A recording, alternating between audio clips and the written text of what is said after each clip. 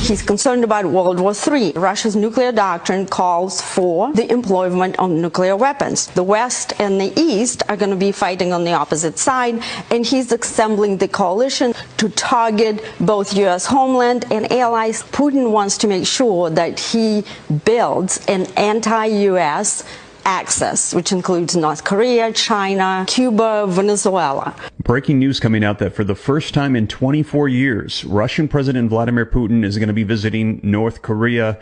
And what do you think they're going to be talking about? Well, I'm going to be sharing with you what it is the experts are saying. And yes, they are saying there's discussions with the current conflicts all over the world about World War III and Russia and North Korea unifying. And they believe these talks have already taken place between China and Russia as well, and that Putin is now getting North Korea on board. Now, this comes, as I shared with you just yesterday, that Russia called NATO's chiefs nuclear remarks an escalation of tensions. Now, what was it that they said that made Russia so mad and feel like this is escalating tensions towards potential war? Well, it's the same thing we saw the United States say last week as well, and that is that they could be deploying more nuclear weapons. The United States and NATO both vocalizing they're going to be taking nuclear weapons out of storage and having them on standby ready for potential nuclear war. And this is in response to the growing threat. Shalom, shalom. Call HALALYAM YAHAWAH, BAHASHAM, BAHASHAM, QADASH. Double honors to the elders and apostles of great MILLSTONE and teach them well. Peace and salutations be to the Lord elect. I'm Brother Tazwa. I'm coming at you from the Prophets in Babylon camp here in Tampa, Florida. This lesson is going to be going into Russia, well, the tensions of World War III rising up. Russia visits North Korea, strengthening the ties with China. Russia visits Cuba.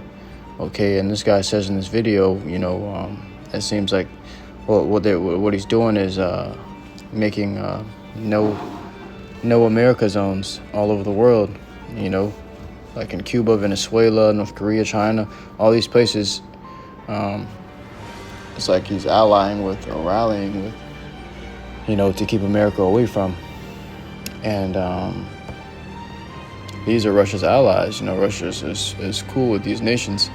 There's talks of him visiting his old friends, because guess what? Now there's war on the rise. World War III, the war to end all wars, is rising up, And now you got Putin visiting all these other nations, and America's just sitting there just watching like, damn, what do we do? There's nothing they can really do because Putin gathering up his army.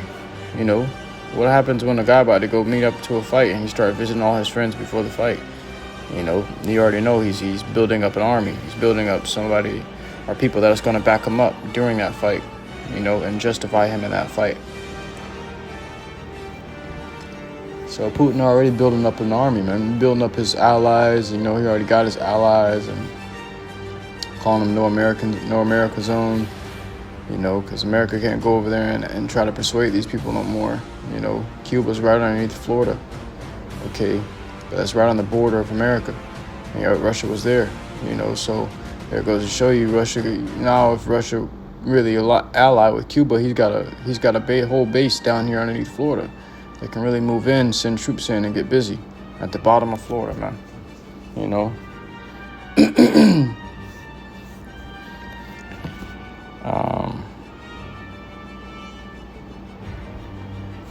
And then you got all these talks of war. All the things that's been done, now there's been actions taken. At this point, we're just waiting on somebody to throw the first punch, man. Because it's gonna happen. That first punch is inevitable. So is the last punch. But we're just waiting on it. We're at that point now where things are about to hit the fan. You had Saudi Arabia, they renewed their contract with American dollars. So now America's got to use something else to buy Saudi Arabia oil, and there was talks of digital currency, using digital currency to do it, man. So America's getting ready to move toward that push towards the MOTB in the time of war. Everything is collapsing at the same time. All prophecies are coming at the same time, man.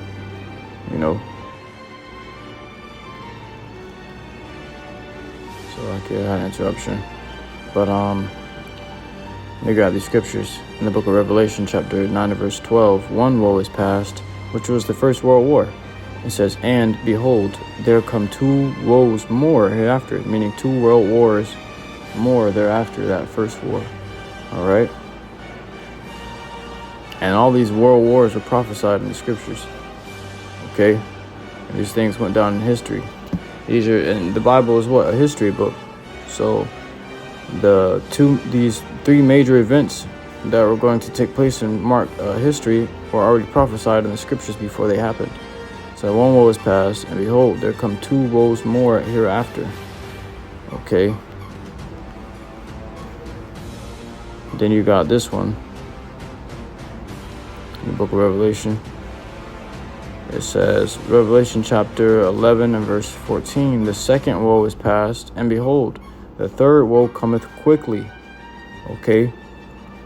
So the 3rd world war, after the 2nd world war, the 3rd world war is coming quickly. You know, and that one's inevitable. It's unstoppable. It's the war to end all wars. You know. Let me see.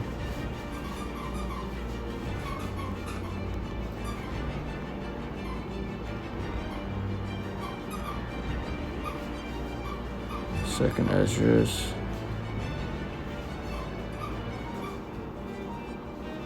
All right, so it's the book of Second Esdras, chapter 13. Second Esdras, chapter 13, and verse.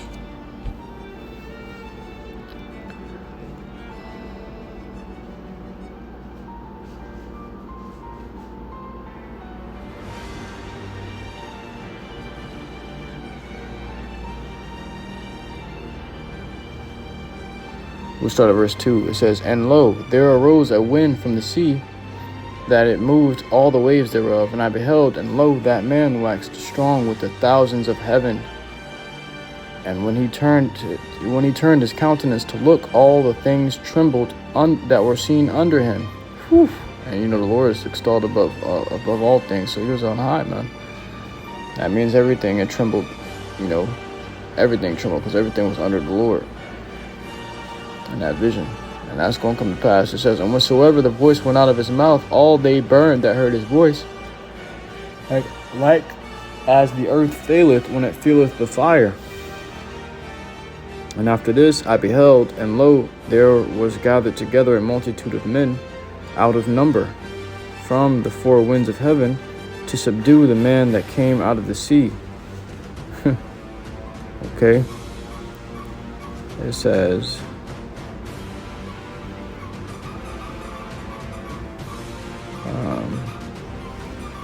but I beheld, and lo, he had graved himself a great mountain and flew up upon it. But I would have seen the region or place whereout the hill was graven, and I could not. The Lord was upon a chariot.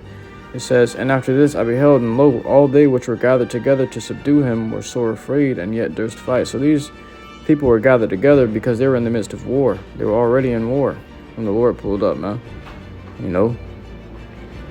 It says, and lo, as he saw the violence of the multitude that came, he neither lifted up his hand, nor held sword, nor any instrument of war, but only I saw that he sent out of his mouth as it had been a blast of fire, and out of his lips a flaming breath, and out of his tongue he cast out sparks and tempests.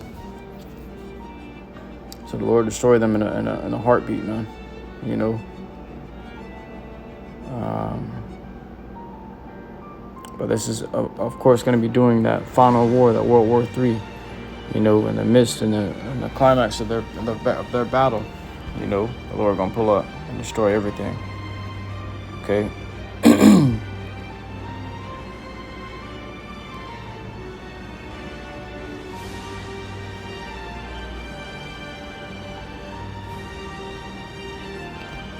And there's going to be many wars. Okay, and this one war alone. So let's just grab that in the book of 2nd Esdras, chapter 16 and verse 30. Verse 33. The virgin shall mourn, having no bridegrooms. The woman shall mourn, having no husbands. Their daughters shall mourn, having no helpers. Now, what's going to cause these men to go extinct like this? It says, in the wars shall the bridegrooms be destroyed. And the wars is just the battles. You know, it's one whole war, but these different battles are considered like wars, you know. There's going to be many different battles in this whole war, this war of Armageddon, this apocalyptic war. And their husbands shall perish of famine. Hear now these things, and then understand them, ye servants of the Lord. Okay, so you said a husband's going to perish in the famine, and the bridegroom's going to be destroyed in the wars. These women, they're going to be missing men because these men going to be drafted. You just had this draft, right? You just had this military draft from ages 16 to 26. They did the same thing in Ukraine, and then what happened? They upped the age. They started sending old men out there. They started sending women out there, you know? They needed everybody they could to fight that war. And it's going to be the same thing in Babylon, man. You know? Let me grab this. Because this war we're coming into is going to be the greatest war that you've ever seen, that you've ever heard of. 2nd Ezra chapter 16 and verse 24. We'll start at verse 22. For many of them that dwell upon earth shall perish of famine, and the other that escape the hunger shall the sword destroy. So there's going to be many things going on during that war. Famine, pestilence, okay, sickness, diseases. All right, there's going to be an inner war, which is going to be inside the country, and an outer war is going to be outside the country. It says, and the dead shall be cast out as dung. Like you see the horses walk into the streets. The streets are, when they pass, the streets are riddled with shit. So it was like dung, just cast it out. It was like, it says, and there shall be no man to comfort them. No man going to be there to bury them and comfort them and mourn them. And there's going to be time to have funerals and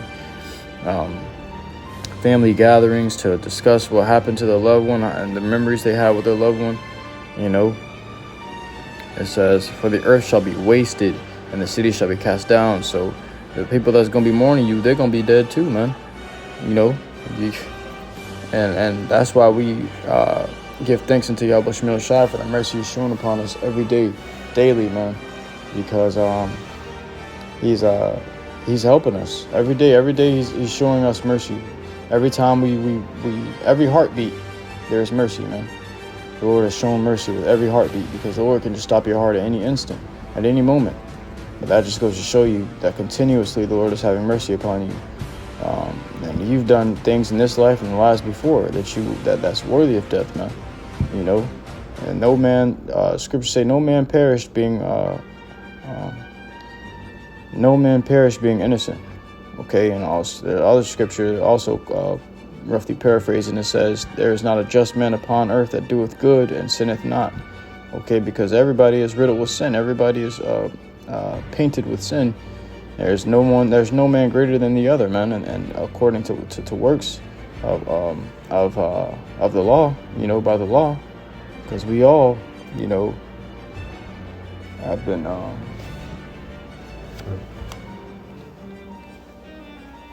we all have been sinners according to the law, man. You know? So, the Lord is continuously having mercy upon us, continuously dealing with us. And that's why we got to give thanks to him, man. We don't want to be a part of these wars that niggas are going to be casted out as dung in. You know? You're going to walk outside and the street going to be riddled with dead bodies. You're going to have to step over them. The city's going to stink. After a week of the dead being out, their bodies began to emit gases, okay, from the bacteria eating away at its flesh after 4 to 5 days. So like after a week, the body begins to the bacteria in the body begins to eat away at it, essentially decompose, and the body inflates. You know, it swells up because of the gases being emitted from these bacteria eating out the tissues. And then these gases that's given off of these bodies, they stink horribly. That's the smell of a rotten body, a dead body. And that's the smell that's going to be stinking, you know, throughout the streets. And it's a great stench because it's a dead body. It was flesh. The Lord created it, you know. So it's going to be noticeable. I was watching a video where this guy was like, he had to put a camera down in his neighbor's window, because the neighbor's window was open, you know. The neighbor's window was open, and so he put a camera to like a stick or something, and he slid it down his window underneath his apartment. It was underneath his window apartment on the floor below him, and he slid it down to go inside of his window, and the dude's window was open, and all you seen is his body on the bed, swollen up like a big old balloon, You know, that means that man's been dead for like a week. And the only reason he knew that, the only reason he even attempted to do that is because he could smell the stench of a dead body, the rottenness of a dead body, man. Shut up! Salakia. He could smell the rottenness of a dead body, and that's why he was, he ventured to put that camera in that window. But that's what you're gonna be smelling in those days. Nothing but dead body, rottenness. Your animals are gonna die. People gonna eat their pets first. Then they're gonna eat themselves. They're gonna eat their children. Then they're gonna eat themselves. They're gonna eat their friends. It's gonna be a bunch of death and destruction. So we must be thankful to the Lord that we're not a part of it. It says, "And the dead shall be cast out as dung, and there shall be no man to comfort them. For the earth shall be wasted, and the city shall be cast down. There shall be no man left to till the earth and to sow it." Be quiet. It says, "There shall be no man left to till the earth and to sow it." Because what? These men are all going to be sent off to war. These men are all going to die in a war. Okay, they're going to die at their own homes, getting robbed or destroyed by their neighbor for the very lack of bread and thirst for water. No man, like the scriptures say, no man going to have pity upon his neighbor. They ain't going to spare them.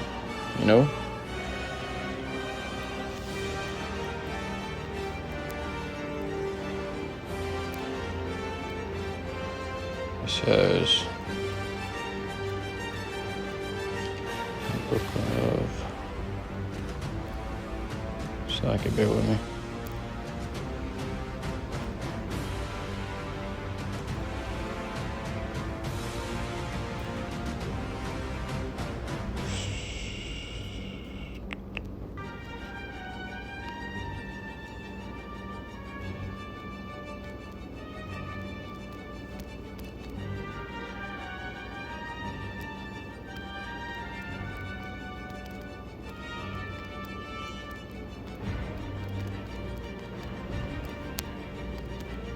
So it says in the book of Joel,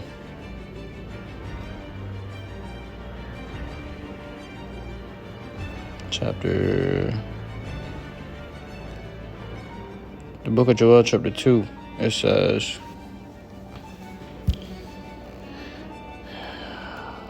the book of Joel, chapter 2 and verse 2, "A day of darkness and gloominess, a day of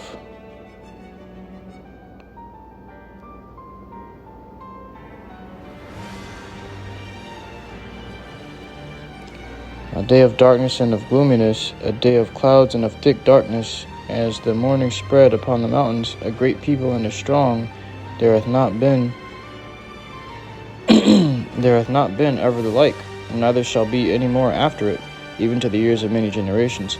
So that's talking about what? That's not talking about a normal people. That's not talking about people. That's talking about nuclear missiles, man. "A fire devoureth before them, and behind them a flame burneth. The land is as the Garden of Eden before them, and behind them a desolate wilderness, and nothing shall escape them." So this army, these nuclear missiles, is going to destroy everything. It's going to waste away everything. You see what those bombs did to Hiroshima? Well, that was nothing compared to these nukes. Okay, the Lord has prepared these nukes. He has bathed them, prepared them, gave them commandment. It says, "The appearance of them is as the appearance of horses, and as horsemen so shall they run." Okay, that's now the appearance of them is as the appearance of horses, and as horsemen so shall they run. So a simile, right?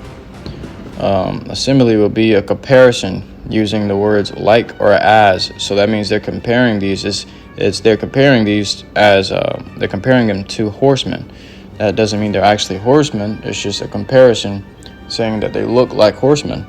Okay, running. Okay, so these aren't actual men in war. This is an actual army on horses. This is a whole nother level that John was seeing, man. It says, "Like the noise of chariots on the tops of mountains shall they leap, like the noise of a flame of fire that devoureth the stubble, as a strong people set in battle array." Okay, so it says, "Before their face the people shall be much pained, and all faces shall gather blackness." Why are these people gonna be looking so doomed? Why are they gonna be looking so hopeless? Because they know they ain't gonna be able to escape these nuclear missiles, man. Okay, they gonna know it's the Lord's judgment. You know? So it says, oh yeah, this is on that, so I really want to grab on that, you know. Let me drop down to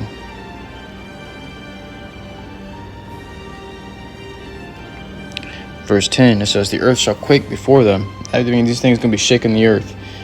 Okay, they're just that powerful. It says the heaven shall tremble, the sun and the moon shall be dark, and the stars shall withdraw their shining, because these things are gonna fill the sky with their mushroom clouds, the smoke. Okay, fire. Okay, it says, and the Lord shall utter his voice before his army, for his camp is very great. For he is strong that executeth his word. For the day of the Lord is great and very terrible, and who can abide it? So these nations thinking that they got these nuclear missiles to defend themselves, but they didn't even realize that they're building up the Lord's army. All right.